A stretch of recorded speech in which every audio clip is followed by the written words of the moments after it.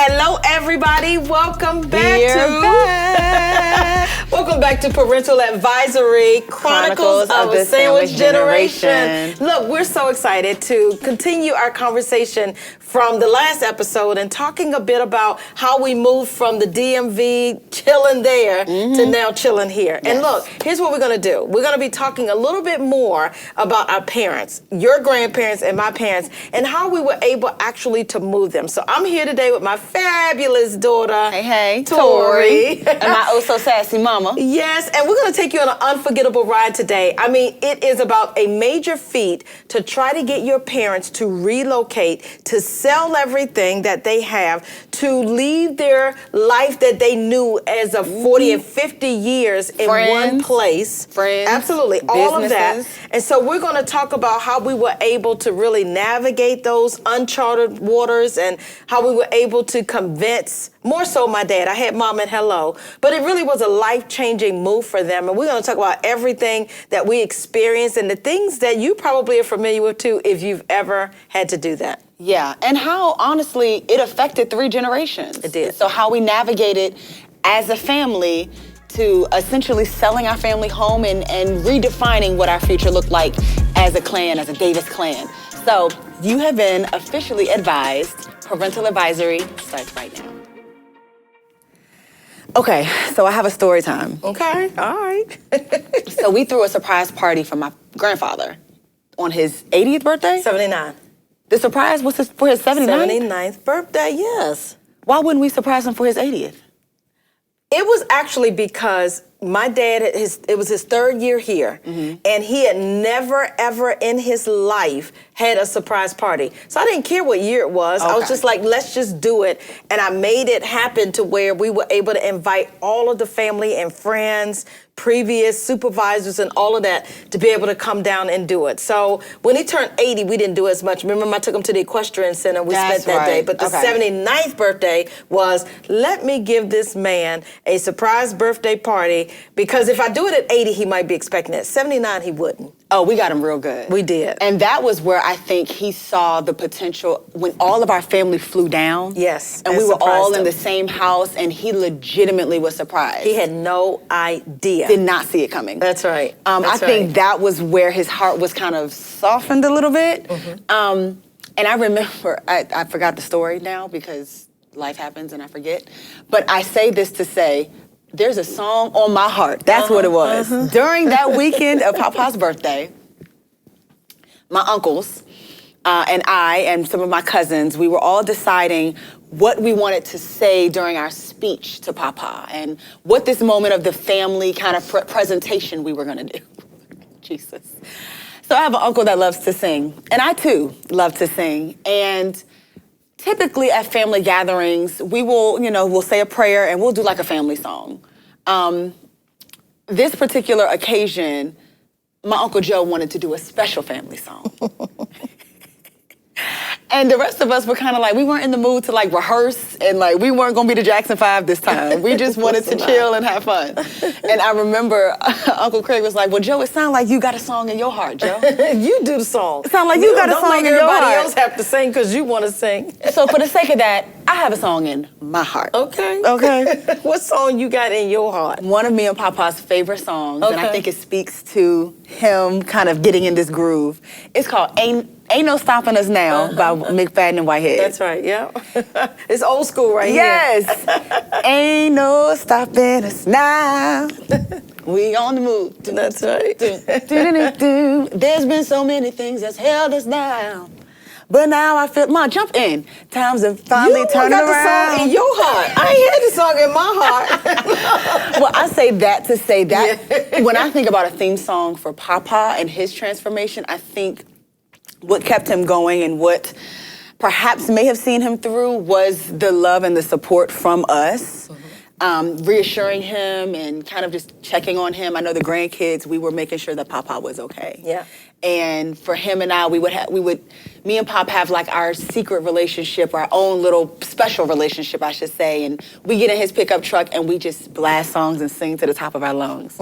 That was one of the songs that when he had finally decided to move, we were singing in the car. Like, ain't no stopping us now, we on the move. Yeah. you know, it was interesting because my dad was a salesman by heart, by trade. And he's always sold cars his whole career, but, you know, he's also worked in beverages and consumer products. So he has this thing of selling, Sales, right? yes. And so I had to talk his language. And so for me as his daughter, I knew mom couldn't do it. You know, sometimes you can't get as much from your wife as much as you can get from your only girl. Yeah. And so I had been working on him because I was telling mom, I was like, Mom, let me work Dad, because if you're gonna do it, he'll stay there forever. But let me work on him. And so it was, but it became a sales pitch. This is the thing about moving your parents. You've got to know what it is or what it's going to take for them to change their mind. What is the thing that's keeping them stable right where they are? What's keeping them so comfortable and familiar, and how can you then get them to shift that mindset, to uproot and to take a chance and a risk? And that's what I ended up having to do. So I did it over a period of time in different phases and stages, but I kind of just got to know him better. We lived together, we got along, we laughed, we joked, we were refamiliarizing ourselves with each other. And we liked each other, right? We got a chance to just kind of, I like my dad, and my dad likes me, and we can live together. And they're so similar. Thing. Like, we need to say that too. Y'all are very similar. So for her to think one way, it wasn't too far-fetched for her to put herself in Papa's shoes, because you know how he's going to react to stuff. Yeah. You know what he's going to say. And I know how to say it to him in a way that he can receive it. Exactly. And I know how to choose my battles and choose my words, right? And so it was a matter of process of elimination, because there's a couple of criteria that Dad had. I had Mama Hello, as I said. She was already sold on moving. She wanted to get out of the hustle and the bustle. She wanted to live this life here. And Mom and I were close, and so it was for her. I'm her best friend, so she wanted to be by her best friend as well. Dad had so many friends there. He played, loved to play pool. He's a socialite. And so for him, it was not only uprooting, but it was friends and leaving behind all of that lifestyle and the things that he was familiar with. And from a man's perspective, what he could control. He's head of the household. He's the man of the house, right? And he wanted to feel that way still. And getting, you know, now you got to get up, move to your daughter's home, right? And that kind of, you feel some kind of way. Like you're losing your freedom. Tell the truth. Yeah, and sometimes women may feel that same way as well. You want your freedom, you still want to maintain control, you want to live by your own rules, and you don't want to on your own time. And you don't want to feel like you want to interrupt somebody else's life, and I appreciated that. Correct. So it came to a place of, let me just then consider buying a house that we can then all cohabitate together, have enough space in it to where they can be on one side of the house, I can be on the side of the house. We meet in a certain places, you know, in the kitchen and in the family room, but they're on their end, and I'm not overhearing their TV, and they're not overhearing mine. And if I want guests over, you know, I'm not overstepping them in their space too. So, and the yard was very important to my dad. He's a farmer by trade. He had horses, cows, dogs, chickens. He had everything where he was in Maryland. And look, I told him, you can't bring all of those, but I'm going to let you bring a few things, like all of his little tools and some of his little... Girl, he wanted to get that horse down here. He had a lot of toys, tools and toys, so I let him bring some of his toys with him. But I just said, you really, really got to downsize. We're moving to a different place, in a different space, in a different era of your life that you don't need all of those things. And I think, too, to that point, Papa had a routine. Yeah. Right? He wakes up every morning at 4 a.m. to go feed. He went to go, you know, he does the whole routine with the horses and the pigs and the dogs and the hens. And then he would go to work, right? He had a full farmer's day before the work day started. So you think about the labor intense on his body. You think about his regime. His mindset was programmed to do the same thing every day for 40 years. Now, granted, he had a lot of fun. Papa is, again, a socialite. There's not a person, a stranger he has ever met. He knows everybody. So I think he was scared of giving up the comfort that comes with a routine. He was, but at the same time, I also, over those 3 years when they were snowbirding with me, as I said, I started to see my dad slowing down and not doing some of the things that he used to do. And I get that. We all have to recognize when we have to make age adjustments. Sometimes it's about maturing and making different decisions. Sometimes it's about parenting and setting different examples. Sometimes it's your career. We all have to make adjustments, but for this particular issue, it was an age adjustment. because they were slowing down. They were getting older, and I didn't want my dad to feel like he had to do all the work at his old place, because it was a lot of work, and he had built up, I want y'all to think about building up 40 years worth of stuff, worth of tools, worth of all kinds of equipment. Tractors, and I mean, he was a collector. I mean, he would collect stuff on the side of the road, and always swore he could fix it, always swore he was going to need it. And so he, in a lot of ways, was also a pack rat, right? He just had a lot of stuff. And I know that was a big transition for him. So it was very hard. And he had built up a lot of attachments to everything. Attachments as well, too, and it was his. So I wanted him to feel like where he was moving here was his. And so I was like, Dad, I want you to handle the yard, the lawn, handle some of the work that I had to have done around the house. If I got to have contractors, I make him the general contractor manager, right? So he's doing those kinds of things too, but at the same time, not having to do as much labor as what he was doing with the 4 acres and all of the horses and the cows and the chickens and the dogs and that kind of thing, because he was slowing down. And he's getting in his 80s. And I think that's a good point, though, because part of your strategy and how you chose to approach the situation was from a collaborative approach. Absolutely. You weren't picking him up and telling him where to go or putting him away in a home. Nope. She made him part of the conversation and part of the search. And for the house, Dad, I want you to see this. How do you like and what this? do you need? What do you have to have? Yeah. And it was interesting. There were things that they were telling me that they needed that I wouldn't have even thought about, because I wasn't necessarily at that age yet to make that adjustment. I mean, but obviously you want to be somewhere where you got either like a first floor bedroom or at least be able to have means to be able to get to where you need to. The other thing that he wanted was to be able to have land so he could get out of the house and not feel like he was stuck inside. So that was important. Because that's his happy place. That's part of his sanity. Mine is the beach. His is being out there in the dirt, the grass, and the trees, right? He loves that kind of thing. He's a country boy through and through. Absolutely. So that was important to him.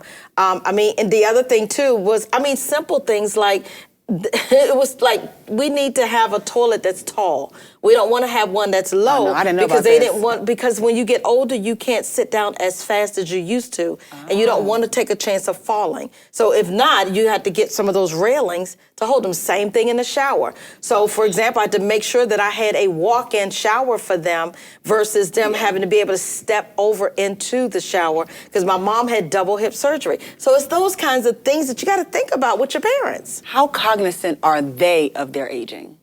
They're very cognizant, because they were helping me to find the things that they were going to need in the house. So there wasn't like a pride and ego thing where you had to convince them that, no, you're getting old. They already kind of knew and were like, well, here's what we're going to need. And then they gave you a shopping list. They did. But here's the other thing, too. It wasn't a shopping list more than it was observations from having lived with them for those 3 years.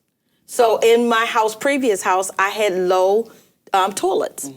And they were like, you need to, he said, Mom and Dad would say, when you get older, you'll understand. That's what they kept, when you get older, you'll understand. The other thing that they did, and I hadn't even thought about it, was when they got in the shower, Dad had to install the handrails in there so that they're not standing in there and falling if it's slippery on the ground. So stuff like that we had to think about. So accessibility. The other thing was, we needed to have a place where when they come up to the house, if they ever going to need to be in a wheelchair, or we learned this when Mom had surgery with her hips, you need to be able to have a ramp. Have a ramp so that they can get up the ramp. So it was those things that we had to think about. That you're not thinking about at 40 and 50 years old. That's right. So you got to have a really good relationship with your parents in order to be able to have those kinds of conversations and not make them feel bad, and not make them feel old, and not make them feel like senile or disabled, that they can't figure it out and think for themselves. And then there'll come a time for some of us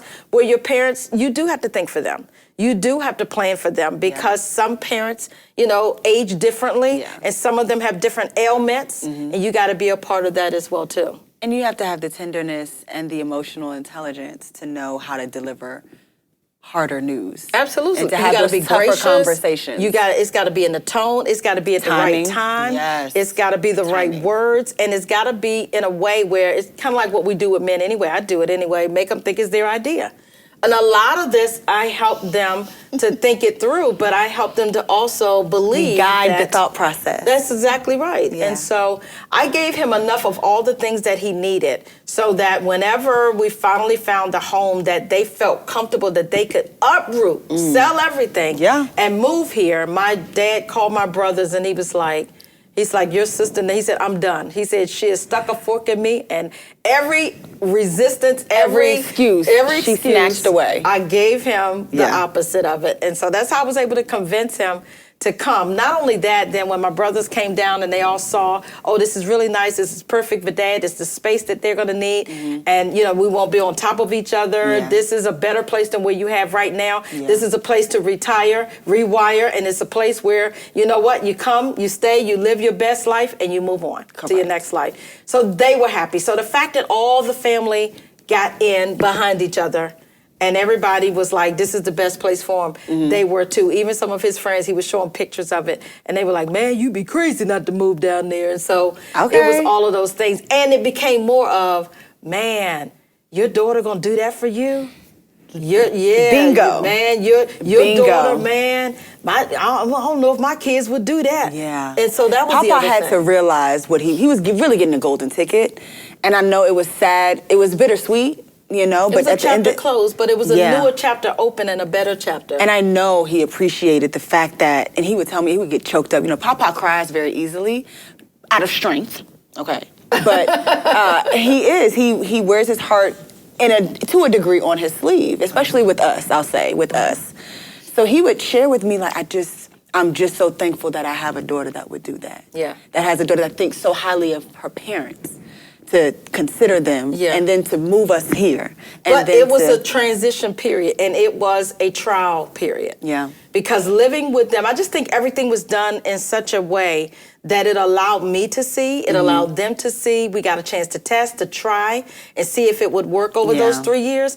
I don't know that I could have done this had we not had COVID, the pandemic, that allowed us to be able to force to live together. I don't know that I could have done it sight unseen and without having that trial period.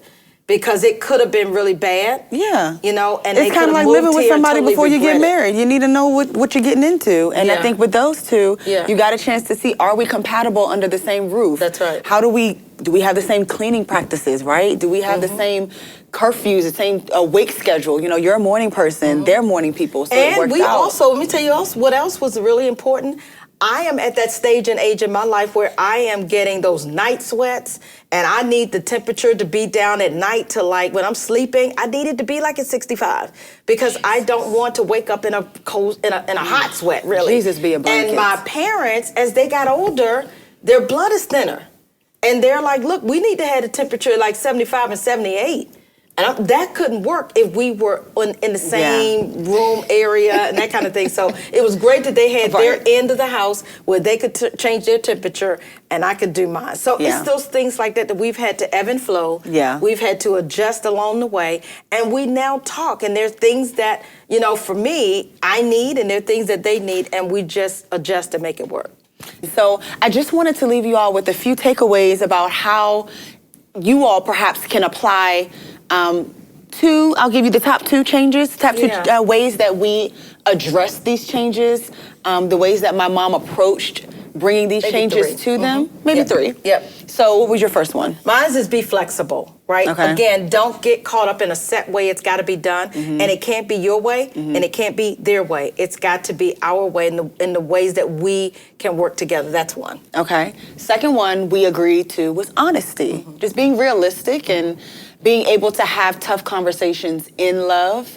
Timing is a great way to facilitate good, healthy, honest conversations. You just got to present things at the right time. That's right. And that's important. Choose your battles. Yeah. I don't have to say something that every time something rubs me the wrong way, or I don't have to call out everything that, they may do differently than me. And so I've learned how to just choose my battles and practice the art of silence. Yeah. Sometimes just to hold my tongue and just let it flow. I mean, it'll work itself out. Yeah. So I've learned how to do that. And I think the other part of it too, for me, has been to just be patient be patient and be gracious, and just understand. For me, the way that I truly cope is I realize that my parents are in their 80s now. I'm not going to have them forever. So there is, for me, the ability to be patient, to be gracious, and to extend them the level of consideration and courtesy. Yeah, and just be sincere in trying to be available for them. So I'm more of the one that can make the changes and the adjustments. Okay. And I'll say for me personally, one of my favorite things that me and Papa always agree on is you win more with honey than you do with vinegar. So your delivery in times of transition, in times of change, in times of even difficulty and friction, how you say things matter. And there was a lot of conversations in our transition of just trying to understand how things were happening and how it was affecting him. I think how we handled it and the words we used mattered.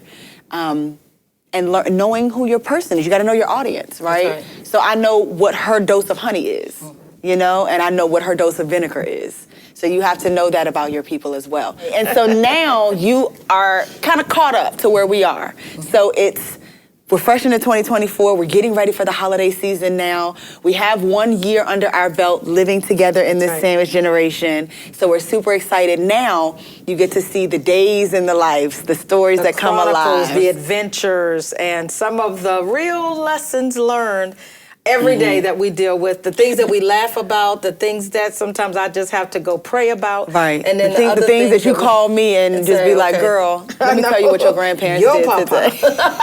Your grandma.